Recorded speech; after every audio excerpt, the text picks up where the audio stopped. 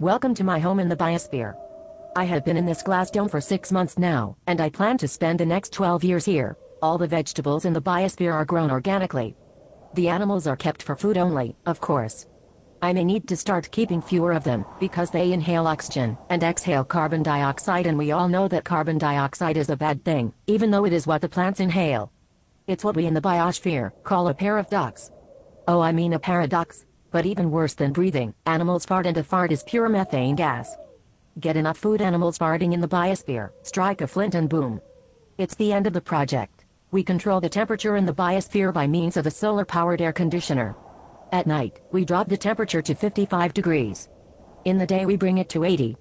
The rain comes on automatically, and the wind? Well, the wind blows the gnats into the solar bug zapper. You can hear the wind now. When enough bugs have been pushed into the solar bug zapper, we have a solar-powered sound machine that reminds us what wind sounds like. Personally, I can't tell the difference between the wind sound machine and the real thing. We also use solar-powered pumps to pump water from our wells. The wells need to be dug very deep into the earth, and frankly, we don't know what country on the other side of the world has the water rights to the water we use, but no one has asked us about this, because who would steal water, right? You are probably wondering how we run so many solar-powered machines considering there are so many cloudy days.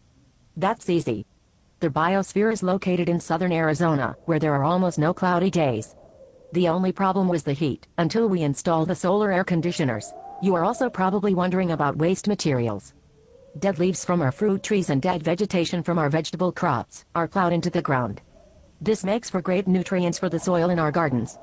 Human waste is deposited way on the other side of the biosphere. It also makes for good fertilizer, but nobody wanted to eat the vegetables from that garden, except one guy, and we ended up kicking him out of the biosphere, because he was disgusting. You might think that life in the biosphere would be boring, but it is not, because we have solar-powered computers, televisions, radios, and MP3 players. I watch the Today Show and laugh at Meredith Vieira's stupidity every morning over a cup of coffee. Today she asked Janet Napolitano why she didn't make the swine flu shot mandatory. Because if someone tried to stick me with the needle, I would shoot them. That's why. We grow our own coffee and sugar too, by the way. Both grow very well in the biosphere. It's really very much like Latin America here, but without the Latin Americans. We have also been asked how many people a biosphere can contain. We have calculated that, if everyone on Earth lived in biospheres, Earth could handle almost 500 million people.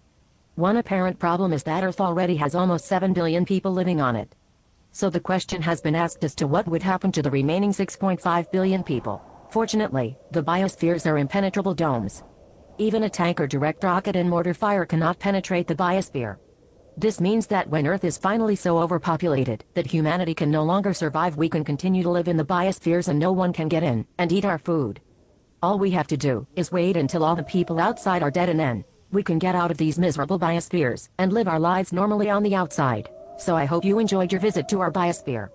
I'll see you again when the day comes. You'll be one of the many on the outside looking in, and I will be sipping my coffee and laughing at Meredith Vieira. Hasta la vista, baby.